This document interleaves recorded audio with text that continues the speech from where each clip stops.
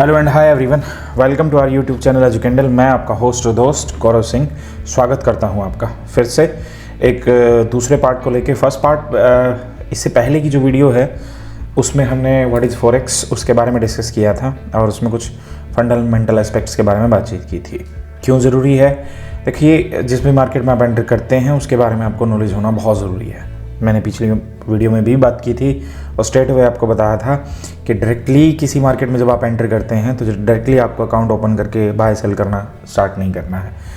Look at what forest और in what forest you are entering, आपको ये पता होना ज़रूरी है। चलिए, तो ज़्यादा टाइम वेस्ट ना करते हुए स्टार्ट करते हैं। हिस्ट्री क्यों ज़रूरी है? देखिए, कुछ लोग कहते हैं कि हमें पास्ट को भूल जाना चाहिए, इतिहास को भूल जाना चाहिए। जो इतिहास हो चुका है वो हो चुका है, but whenever you look back, जब भी आप पीछे देखते हो तो पीछे क्या गलतियाँ हुई हैं, पीछे क्या आप अच्छा कर सकते थे, क्या बेटर कर सकते थे, उन चीज़ों के बारे में रिव्यू करने के बाद आप अपने प्रेजेंट को और अपने फ्यूचर को अच्छा कर सकते हैं। वैसे ही ये मार्केट कहाँ से इमर्ज हुई है, क्या इसका पास्ट है, क्या क्या फेज़ के थ्रू ये गो थ्रू हुई है, क्या क्या चेंजेस इसमें रिसेंट टाइम के साथ आए हैं। दूसरा, कुछ आंसर आपको मिलेंगे इसमें, जैसे कि वाई ओनली कि गोल्ड के साथ यूएसडी को ही एज ए स्टैंडर्ड क्यों लिया गया है और क्या कारण है कि क्या रीज़न है कि सभी पेयर में जो डोमिनेंट पेयर है वो यूएसडी क्यों है। तो उन सब बातों के जवाब आपको आज इस वीडियो में मिल सकते हैं। अंत तक बने रहिए और देखते रहिए और एंजॉय कीजिए। चलिए स्टार्ट करते हैं और मूव करते हैं हिस्ट्री पे। तो लास्ट सेशन में ये कुछ टॉपिक हमने डिस्कस किए थे, पिछले वीडियो पे जाएँ, लिंक मैं डिस्क्रिप्शन में डाल दूंगा, आप वहाँ से इस पार्ट फर्स्ट को देख सकते हैं। आज हमें डिस्कस करना है बेसिकली क्या, हिस्ट्री एंड बैकग्राउंड। जैसे कि मैंने कहा, हमें अपने पास्ट को भी रिव्यू करना ज़रूरी होता है कि पीछे क्या गलतियां की हैं, कहाँ से हम आ रहे हैं, क्या हमारा बैकग्राउंड है।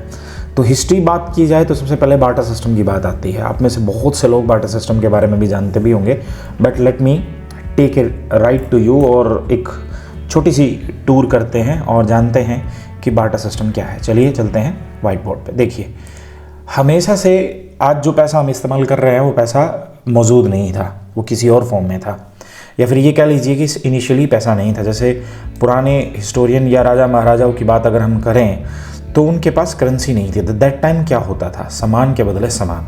कैसे? मतलब कि मान लीजिए कि किसान है, एक फार्मर है जो क्या करता है, आलू उगाता है और एक दूसरा किसान है, सेकंड है, और वो टमाटो उगाता है। तो होता क्या था बार्टर सिस्टम में कि बेसिकली क्या करता था, ये किसान इसको आलू दे देता था और इससे क्या ले लेता था, टमाटर ले लेता था। तो हम क्या कर रहे हैं, हम चीज़ों को एक्सचेंज कर रहे हैं, थिंग्स गेटिंग एक्सचेंज। आलू और टमाटर आपस में एक्सचेंज हो रहे हैं। तो बेसिकली एक ऐसा सिस्टम जिसमें हम दो चीज़ें एक्सचेंज करते हैं अकॉर्डिंग टू आवर नीड, उसको हम बार्टर सिस्टम कहते हैं। जैसे आज भी अगर आप गाँव से हो, पुराने आज से 4-5 साल पहले अगर आप पीछे जाते हो तो आपको गांव में पता होगा कि स्ट्रीट होकर आते थे। गांव में जो आवाज़ लगा कर कहते थे कि ये ले लो, वो ले लो, तो वो क्या करते थे, अनाज ले लेते थे।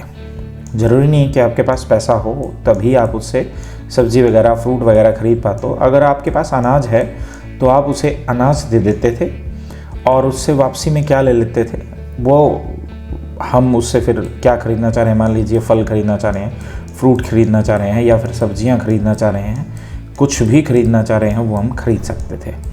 तो बार्टर सिस्टम में यही था कि एक सामान के बदले दूसरा सामान हम एक्सचेंज करते थे।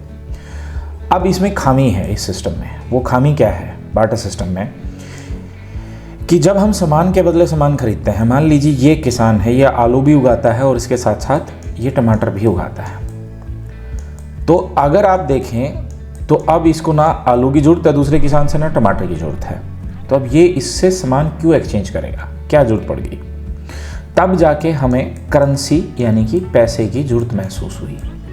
तब जाके लोगों ने पैसा बनाया। पैसा ड्यूरिंग अलग अलग फेज से गो थ्रू हुआ है। लाइक पहले करेंसी मुद्राएं हुआ करती थी जो राजा महाराजा यूज़ करते थे। कोई गोल्ड को यूज़ करता था उन मुद्राओं को बनाने में, कोई सिल्वर का इस्तेमाल करता था, कोई उसमें, जैसे क्लम्पट मूर्ख कहा जाता है, इतिहास में आपने पढ़ा होगा, उन्होंने क्या किया था, चमड़े की करेंसी बना दी थी और चमड़े की करेंसी घर घर छपनी स्टार्ट हो गई थी। तो वो बड़ा दिक्कत वाला था। बट जैसे जैसे फेज गो थ्रू हुआ, आगे आगे गया, तो फिर पेपर करेंसी ने उसकी जगह ले ली। जैसे आज हम एक नोट यूज़ कर रहे हैं और पेपर के बाद अब आप डिजिटल करेंसी आप देख रहे हैं, आने वाला टाइम डिजिटल करेंसी और उसका कुछ एडवांस वर्जन सुधरा हुआ रूप भी देख सकता है। तो ये आपका बार्टर सिस्टम था। तो एक्सचेंज तब भी था, जैसे फॉरेक्स क्या है कि जिसमें करेंसी एक्सचेंज होती है उसको हम फॉरेक्स कहते हैं। तो यहाँ भी एक्सचेंज तो कुछ हो रहा है, ट्रेडिंग यहाँ भी हो रही है। आलू, टमाटर, अनाज के साथ फल सब्जियाँ लेना, ये सब एक्सचेंज हो रहा है। तो ये बार्टर सिस्टम था जो पुराने टाइम में बिफोर द मनी और बिफोर द करेंसी और पैसे से पहले ये इस्तेमाल हुआ करता था। तो ये बार्टर सिस्टम का इतिहास है थोड़ा सा, जिसको हमने जाना। आइए वापस चलते हैं। बार्टर के बाद later on the part gold standard को चूज किया गया। गोल्ड स्टैंडर्ड में क्या था कि चीज़ों को एक्सचेंज करने के लिए काफ़ी सारी कंट्रीज़ ने आपस में क्या फ़िक्स किया कि हम गोल्ड से चीज़ें एक दूसरे के साथ अदल बदल करेंगे। गोल्ड से हम कुछ खरीद सकते हैं, गोल्ड से हम कुछ बेच सकते हैं, तो उन्होंने फिक्स किया। और एक क्वेश्चन यहाँ पे अब ये भी अराइज होता है कि ऐसा क्यों है कि अगर आप देखें फॉरेक्स के अंदर तो जो गोल्ड का आपको पेयर मिलेगा, उस पेयर की जो डेफिनेशन भी मिलेगी आपको किसी भी ब्रोकर पे आप ट्रेडिंग कर रहे हैं, अगर कोई अकाउंट ओपन कर रहा है। अभी हम इंस्ट्रूमेंट ऑन ट्रेड्स की बात करेंगे कि कौन कौन से करेंसी और इंस्ट्रूमेंट आप ट्रेड कर सकते हैं फॉरेक्स के अंदर, तो उनकी हम बात करेंगे डिटेल में। तो होता क्या है कि गोल्ड आपका, ये गोल्ड का पेयर है XAU और इसकी पैगिंग की गई है USD के साथ। पैगिंग क्या होती है वो मैं बताऊंगा आपको। मतलब आप गोल्ड को खरीद बेच सकते हो, या गोल्ड का प्राइस जो है वो हमने फिक्स कर दिया कि USD के अकॉर्डिंग अप या डाउन होगा। तो यहाँ से क्वेश्चन अराइज ये होता है कि वाई USD, गोल्ड के साथ किसी और कंट्री की करेंसी को फिक्स क्यों नहीं किया गया उस टाइम पे भी। तो यहाँ से एक बात समझनी है, जब गोल्ड स्टैंडर्ड को अडॉप्ट किया गया तो उस टाइम पे वर्ल्ड के अंदर अगर सबसे ज़्यादा रिजर्व किसी के पास था तो वो था USA के पास। डोमिनेंट कंट्री USA था जिसके पास सबसे ज़्यादा गोल्ड रिजर्व था। तो जाहिर सी बात थी, ऑटोमेटिकली बात थी कि सबसे राइट किसको मिलना था इस चीज़ का, USA को मिलना था। तो जब बैठक बैठी, कमेटी बैठी, तो उन्होंने डिसाइड किया कि भाई USA के पास सबसे ज़्यादा गोल्ड है तो गोल्ड को फिक्स कर दिया जाता है गोल्ड के साथ, कि ज़रूरी नहीं है कि गोल्ड से ही हम ट्रेड करेंगे, आप USD से भी ट्रेड कर सकते हैं। और USD और गोल्ड का आपस में प्राइस फिक्स किया गया, एक एक्सचेंज रेट फिक्स की गई और उसमें USD को आपने कोट करेंसी या बेस करेंसी फिक्स कर दिया और उसी से आप फिर गोल्ड को खरीद बेच सकते हो और उससे उसका प्राइस फ्लक्चुएट होता है। बट हर चीज़ में कुछ ना कुछ कमियां होती हैं, फ्लॉज होते हैं, कुछ ना कुछ एडवांटेज होते हैं, कुछ अच्छी चीज़ें होती हैं। अब 1870 तक आते आते काफ़ी सारी कंट्रीज़ ने गोल्ड स्टैंडर्ड को ज्वाइन कर लिया था। बट जैसा कि मैंने कहा, गोल्ड रिजर्व सबके पास नहीं है। लेटर ऑन द पार्ट जब कंट्रीज़ डेवलप होनी स्टार्ट हुई तो सबको नीड हुई कि ग्लोबलाइजेशन की, जिस वर्ड को आपने सुना होगा ग्लोबलाइजेशन, जिसको हिंदी में वैश्वीकरण कहते हैं, जिसका मतलब ये है कि कितना फ्री होके एक कंट्री दूसरी कंट्री के साथ बिजनेस कर सकती है। एक कंट्री दूसरी कंट्री के साथ, लाइक USA इंडिया के साथ कैसे फ्रीली काम कर सकता है, किस तरीके से काम कर सकता है। तो इस नीड को फुलफिल करने के लिए एक बैठक हुई। अब एक जगह है ब्रेटन वुड, वहाँ पे एक माउंट होटल में मिलते हैं जुलाई में सभी कंट्रीज़। मिले तो ये चुपचाप थे कि पर्दे के पीछे सारे काम कर लेंगे, बट किसी रिपोर्टर ने इस बात का खुलासा कर दिया कि ऐसे ऐसे करके सभी कंट्रीज इस चीज़ के लिए मीटिंग कर रही हैं। तो ब्रेटन वुड सिस्टम क्या था? ब्रेटन वुड उस जगह के नाम पे ये सिस्टम दिया गया है। तो उन्होंने फिक्स किया कि आज के बाद किसी भी करेंसी का जो प्राइस है उस करेंसी का प्राइस मेजर किया जाएगा किसके अकॉर्डिंग? USD के अकॉर्डिंग।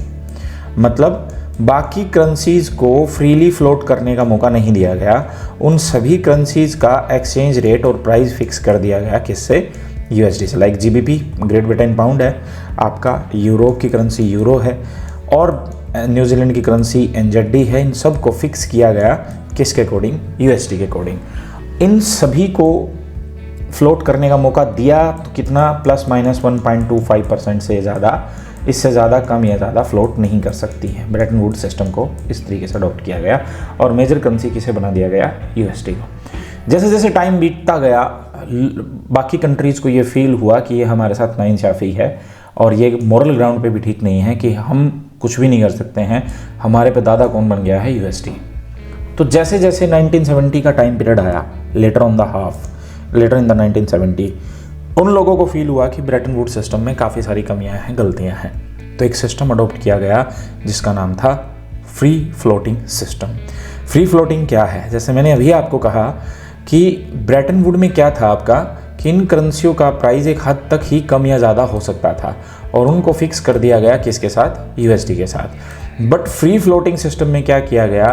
फ्री फ्लोटिंग सिस्टम में सभी करेंसीज को एक लिमिट से ज़्यादा कम या ज़्यादा होने का मौका दिया गया है। जैसे यहाँ फिक्स था कि ±1.25% ही आपकी करेंसीज कम या ज़्यादा हो सकती हैं, बट यहाँ इस सिस्टम में, फ्री फ्लोटिंग सिस्टम में क्या किया गया कि बाकी करेंसीज भी प्राइस को एक लिमिट से ज़्यादा कम या ज़्यादा घटा बढ़ा सकती हैं। तो ये था आपका फ्री फ्लोटिंग सिस्टम। बट बड़ी रिवोल्यूशन कब आई फॉरेक्स में या किसी भी ट्रेडिंग पार्ट में? बड़ी रिवोल्यूशन कब आई? बड़ी रिवोल्यूशन आती है जब इंटरनेट आपका डिस्कवर होता है और एक टेक्नोलॉजी रिवोल्यूशनाइज करती है कंप्यूटर को और इलेक्ट्रॉनिक गैजेट्स को, जिसमें हम क्या करते हैं, बहुत दूर बैठे हुए भी कहीं किसी से बातचीत कर सकते हैं, कुछ भी कर सकते हैं। तो जैसे ही आपका इंटरनेट आया, इंटरनेट ने इन सभी चीज़ों को और ओवरकम कर दिया। फ्री फ्लोटिंग सिस्टम को उन्होंने उठा कर ले गए किस पे? इंटरनेट पे, या यूं कह लीजिए कि इलेक्ट्रॉनिकली सारे बाय सेल और सारे सौदे एक्सचेंज होने स्टार्ट हो गए। तो जैसे ही इंटरनेट अपना चरम पे पहुंचता चला गया, वैसे ही उसी क्रम में हमारी मार्केट भी रिवोल्यूशनाइज होती चली गई। और आज जो हम मॉडर्न स्वरूप अपनी मार्केट का देख रहे हैं, चाहे वो फॉरेक्स है, चाहे वो स्टॉक्स है, चाहे वो क्रिप्टो है, वो जस्ट बिकॉज ऑफ पॉसिबल हो पाया तो किसकी वजह से? इस इंटरनेट की वजह से। स्टार्टिंग में 3G आया था, फिर 4G आया है और 5G आने वाला है। अगर इंडिया की हम बात करें तो काफ़ी जगह 5G की टेस्टिंग हो चुकी है और 5G आपको जल्दी ही मिल जाएगा। तो ये कुछ काफ़ी हद तक इतिहास रहा है कि ये मार्केट, फॉरेक्स मार्केट, किन किन फेजेस के गो थ्रू होकर आज हम तक पहुंची है और जिस मुकाम पे खड़ी है।